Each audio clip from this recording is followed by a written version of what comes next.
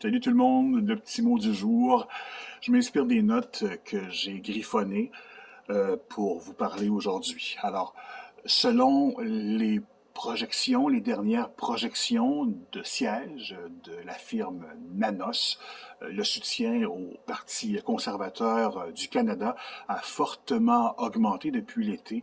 Et si une élection avait lieu aujourd'hui, les conservateurs de Pierre Poilievre remporteraient au moins 166 sièges par rapport à 53 pour les libéraux. Il y aurait aussi une course serrée dans 76 circonscriptions. C'est beaucoup. Donc, c'est pas encore clair au niveau de l'électorat comment on se situe, mais on a déjà une vision d'ensemble. On sait que le Parti conservateur du Canada est sur une montée qui est permanente.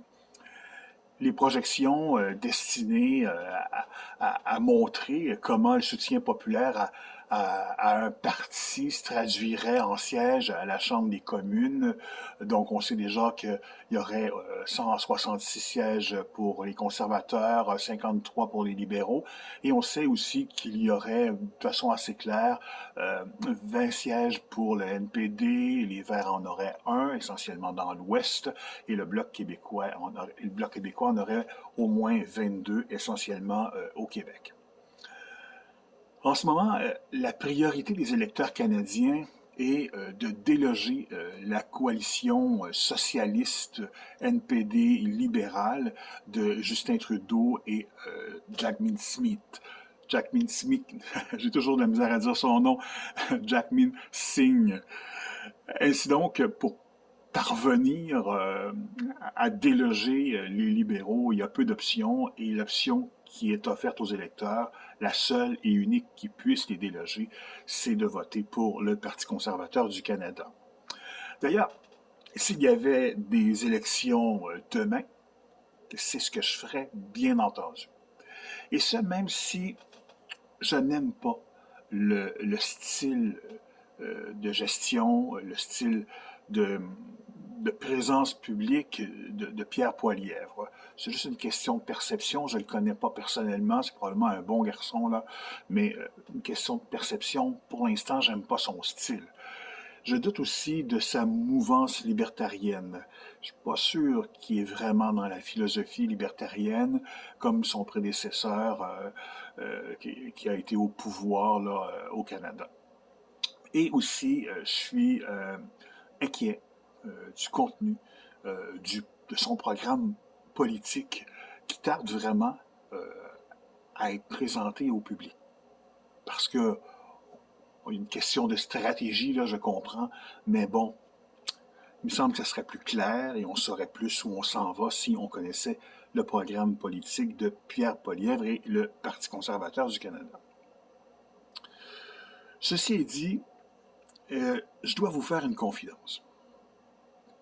Puis là, riez pas, là. OK? Faut pas. Je suis sûr que je vais vous faire sourire. Mais sérieusement, si je devais voter pour un parti, non, pas pour un parti, pour un programme, si je devais voter là, seulement pour un programme électoral, OK? Sans tenir compte du nom du parti et de son chef, je voterais, j'appuierais, j'opterais pour celui du Parti populaire du Canada, de Maxime Bernier. Vous avez souri, hein? Je le savais. Je le savais. Je sais que Maxime est pas très charismatique. Puis comme messager, il y a de la misère à bien faire passer son message. Et on dirait même que des fois, il y a de la misère à choisir les angles ou même les sujets qui vont venir toucher l'électorat. Son ami de l'aile québécoise du Parti populaire du Canada, M. Brisson, c'est un peu la même chose. Lui aussi a de la misère à bien faire passer le message. Et dans les deux cas, il y a une question de personnalité là, qui passe mal dans l'électorat.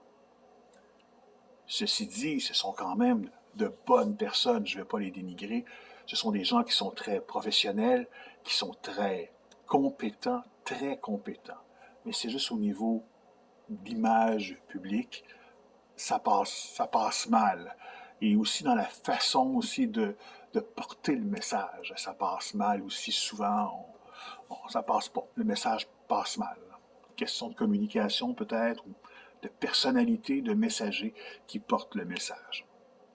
Il faudrait faire affaire avec des spécialistes de la communication pour essayer de mieux comprendre cet aspect-là. Mais si je fais abstraction des messagers et que je m'attarde au programme du Parti populaire du Canada, je m'y reconnais.